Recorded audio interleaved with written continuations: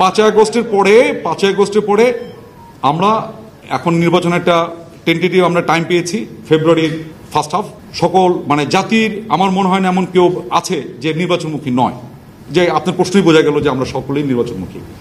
এই নির্বাচনে সেনাবাহিনীর ভূমিকা অন্য যে কোনো নির্বাচনের সময় যে সাধারণ নির্বাচনে যে সেনাবাহিনীর যে ভূমিকা ছিল তার থেকে অনেক বহুলাংশ বৃদ্ধি পেয়েছে, অনেক বড়।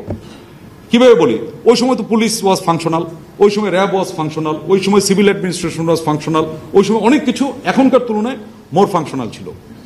বাট এই সময়ে আপনার internal security which is very very important for us at this moment in Bangladesh, internal সিকিউরিটির একটা পর্যায়ে যদি বেশি খারাপ হয়, it endanger the sovereignty of any country, not only Bangladesh, any country, any mightiest country of the world. Same internal security একটা limit পার হয়ে চলে গেলে ইট এন্ডেঞ্জার সভরিনিটি সর্বভৌমত্ব। তো এই ডিউটিতে আমরা গত প্রায় 13-14 মাস ধরে আমরা ডেপ্লয়েড আছি। এত লম্বা সময় ইতিহাসে কখনো আমাদের সেনাবাহিনী কোনোদিনও ডেপ্লয়েড ছিল না ইন্টারনাল সিকিউরিটি ডিউটিতে। এবং আপনাদেরকে আশ্বস্ত করি, আমাদের যেটা বললাম ডাবল ফোল্ড ইন্টারনাল সিকিউরিটি, আমাদের অবশ্যই সিকিউরিটি সিনারিও উন্নতি করতেই হবে। এটা আমরা কন্টিনিউয়াসলি জারি রাখবো, জারি আছে।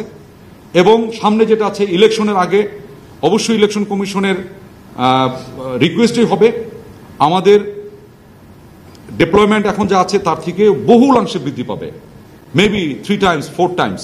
এখন যা আছে তার থেকে প্রায় 3 গুণের কাছাকাছি তো হবেই, আমাদের ডিপ্লয়মেন্ট বেড়ে যাবে। এটা মানে আমাদের ফোরকাস্ট যেটা আমাদের নির্বাচন কমিশন থেকে অলরেডি বলেছে, এবং এই অনুযায়ী আমরা প্রস্তুতি নিচ্ছি।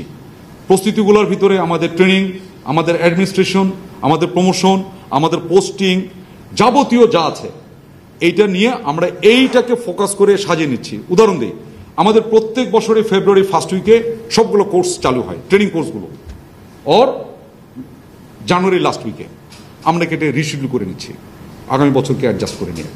এই ধরনের যাবতীয় যা প্রিপারেশন আমরা নিচ্ছি, এর ভিতরে এই আইসিটি ডেফিনেটলি আমাদের জন্য অবশ্যই এটার জন্য আমাদের জন্য অবশ্যই মোরাল এফেক্টে অবশ্যই করে। এটা অস্বীকার করবো কেন?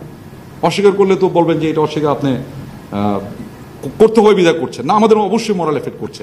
But at the same time আমি এটাও বলে নিয়েছি, সেনাপ্রধান আমাকে আবারও বলে দিয়েছে, আমাদের সবসময় বলেন, সেটা হচ্ছে will remain stand fast with the justice.